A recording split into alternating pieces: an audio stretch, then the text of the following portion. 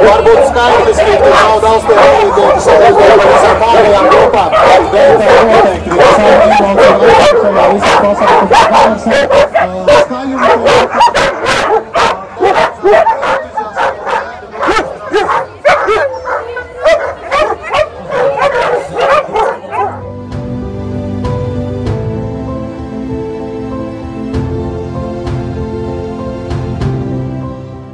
Kanikross nozīmē skriešanu sasaistē kopā ar suni.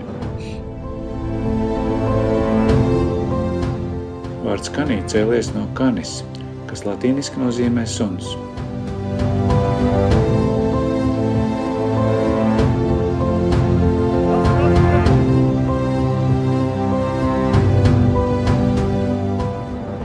Suns velk skrējēja, kurš vada suni ar komandām.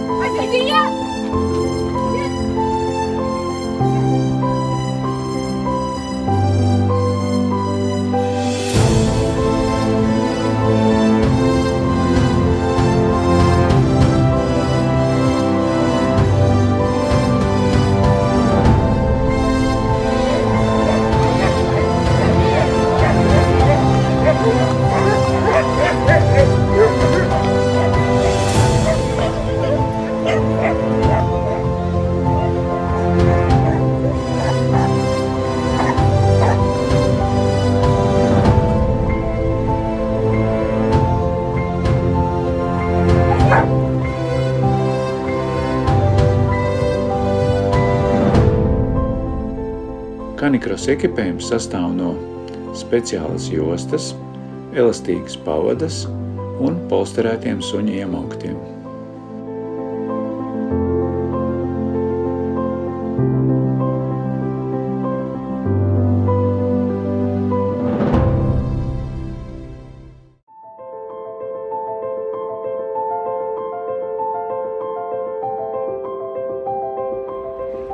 Skriet var gan bērni pieaugušā pavadībā, jaunieši un, protams, pieaugušie līdz pat sirmam vecumam.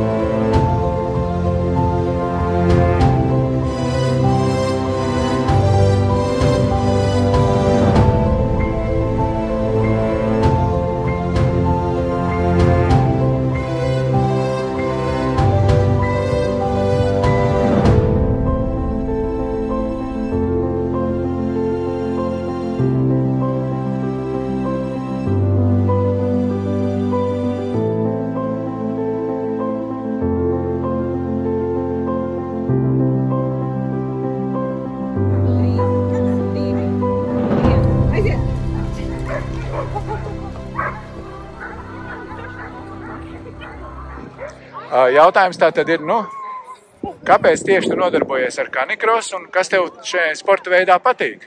nodarbojos ar canicrossu, tāpēc, ka Džīnai ļoti patīk skriet, vilkt mani, un tad mēs sacenšamies, kurš būs ātrāks. Kaut kā tā. Es esmu no Ukrainas un tagad dzīvoju Latvijā. Ukraina es nodarbojos ar canicrossu. Ja? Un tagad man ir daudz maiņas mana dzīve. Un canicross tas ir, ko man ir no mana pēdējā dzīve, pēdējā laika. Ja? Jā. Tagad man ir jauna darbs, jauna dzīves vieta, visas jaunas. Un, kad es skrēju, es nedomāju par karšu, par manu tuvākiem, par visu. Es varu mierīgi skriet un relaks. Jā, es varu teikt to, ka es ar canicrossu nodarbojos jau 5 gadus.